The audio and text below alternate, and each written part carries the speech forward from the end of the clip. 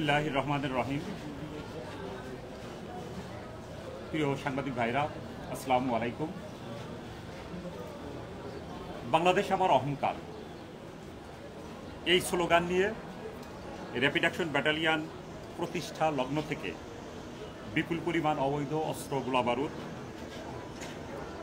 উদ্ধারসহ চাঁদাবাজ, অস্ত্রধারী সন্ত্রাসী, খুনি, ছিনতাইকারী ও প্রতারকদের গ্রেপ্তার সহ দেশের সার্বিক আইন শৃঙ্খলা পরিস্থিতি সমুন্নত রাখার লক্ষ্যে সর্বসাধারণের সব ধরনের অপরাধীকে আটক করে আইনের আওতায় নিয়ে আসার ক্ষেত্রে অগ্রণী ভূমিকা পালন করছে। এছাড়াও পবিত্র ঈদ উল ফিতর উপলক্ষে ঘরমুখ মানুষের যাত্রা নির্বিঘ্ন করতে এবং ঈদের ছুটি শেষে ঢাকামুখী বিভিন্ন পেশাজীবী মানুষের যাতায়াত ও নিরাপত্তা নিশ্চিতকল্পে র্যাব বিভিন্ন এলাকায় আইন শৃঙ্খলা ও ট্রাফিক জ্যাম নিয়ন্ত্রণে কাজ করছে। র্যাবের এই অভিযান ও কার্যক্রম দেশের সকল মহলে প্রশংসিত হয়েছে। আপনারা জানেন, বাংলাদেশের সংখ্যাগরিষ্ঠ সম্প্রদায় হলো মুসলিম সম্প্রদায়। মুসলিম সম্প্রদায়ের সবচেয়ে দুটা ধর্মীয় উৎসব হলো দুটা ঈদ, পবিত্র ঈদ উল ফিতর এবং ঈদ উল আজহা। এই সামনে আমাদের যে ঈদ, সেটা হলো ঈদ উল ফিতর। এই ঈদ উল ফিতরকে লক্ষ্য করে আমাদের যত পেশাজীবী আছে ঢাকা শহরে, প্রত্যেকেই পরিবারের সাথে ঈদ করার জন্য গ্রামের দিকে ছুটে যাচ্ছে। তাছাড়া এবছর আপনারা জানেন যে অনেক লম্বা একটা ছুটি পেয়েছে সরকারি এবং বেসরকারি সকল প্রতিষ্ঠানই। আজকে থেকেই মূলত ছুটি শুরু হয়ে গেছে, জনগণের ঢল নেমেছে। এই যে ব্যাপক সংখ্যক জনগণ একসাথে যখন আপনার মাস ট্রানজিট আকারে যাতায়াত করে, তখন কিন্তু বিভিন্ন ধরনের দুর্ঘটনার সম্মুখীন হয়। একদিকে অতিরিক্ত যাত্রী যখন ডিমান্ড যখন বেশি থাকে, তখন আপনার যানবাহনগুলোতে অতিরিক্ত যাত্রী বহনের একটা বিষয় লক্ষ্য করা যায়। দেখা যায় বাসে যে পরিমাণ যাত্রী বহন করার কথা তার চেয়ে বেশি পরিমাণ যাত্রী বহন করতেছে।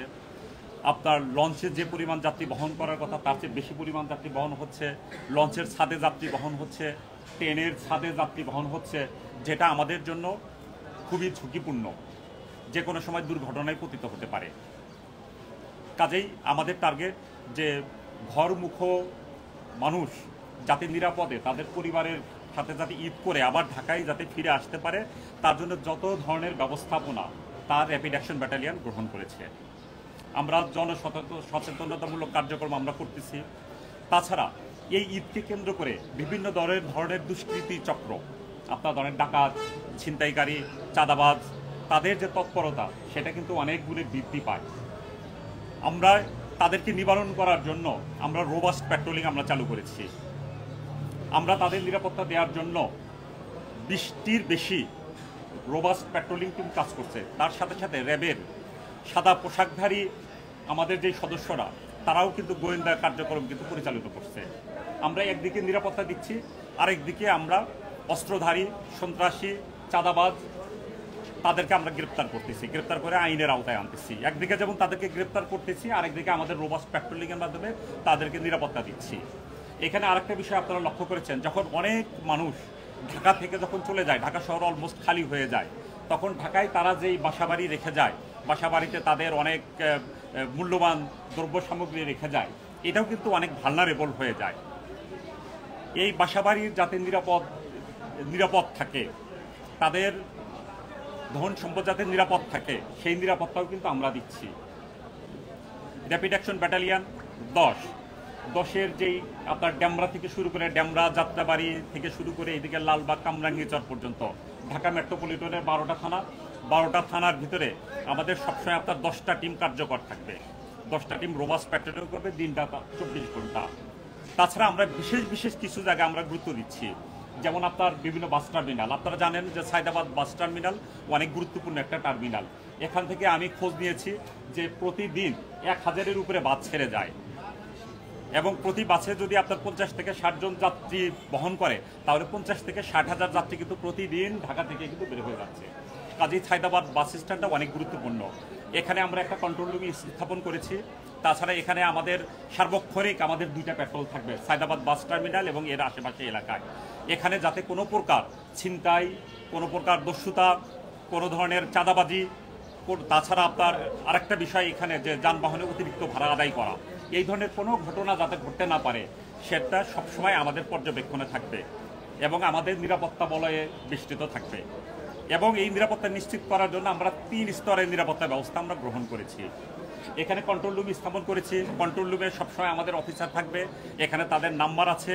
যে কেউ যে কোনো ধরনের সমস্যা যদি তারা অনুভব করে যে ভাড়া বেশি নিচ্ছে বা কোথাও কোনো চাঁদাবাজ দেখা যাচ্ছে বা কোনো ছিনতাইকারীর সন্ধান পাওয়া যাচ্ছে, আপনারা আমাদেরকে তথ্য দেবেন, আমরা সাথে সাথে সেই ব্যবস্থা আমরা নেব ইনশাল্লাহ।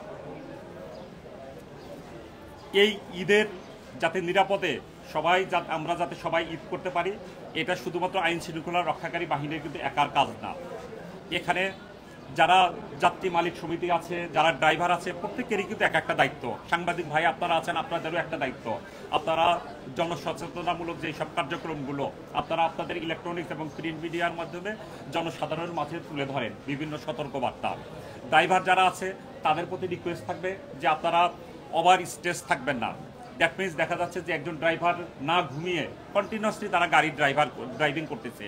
এতে কি হচ্ছে, সে যখন ঘুমায় না তখন কিন্তু তার যে কি বলা যেতে পারে, তার যে মনোযোগ, সেই মনোযোগটা নষ্ট হয়ে যায়, শারীরিকভাবে দুর্বল থাকে এবং যে কোনো ধরনের দুর্ঘটনা ঘটে থাকে। এবং মালিক সমিতি যারা আছে তাদের প্রতি আমার অনুরোধ থাকবে যে আপনাদের গাড়িগুলোর যে ড্রাইভার আপনারা নিয়োগ দিয়েছেন তারা যাতে একটা ট্রিপ কমপ্লিট করে তারা যাতে পর্যাপ্ত ঘুমের যাতে সুবিধা যাতে পায়, এই জিনিসটা আপনাদের অবশ্যই নিশ্চিত করতে হবে এবং এটা বাধ্যতামূলকভাবে নিশ্চিত করতে হবে যে আপনার ড্রাইভারকে মনিটর করতে হবে। তাকে বিশ্রামের জন্য দিয়েছেন, সে গিয়ে বিশ্রাম নিচ্ছে নাকি সে মোবাইলে গেমস খেলতেছে, সেটা আপনাদের দেখতে হবে।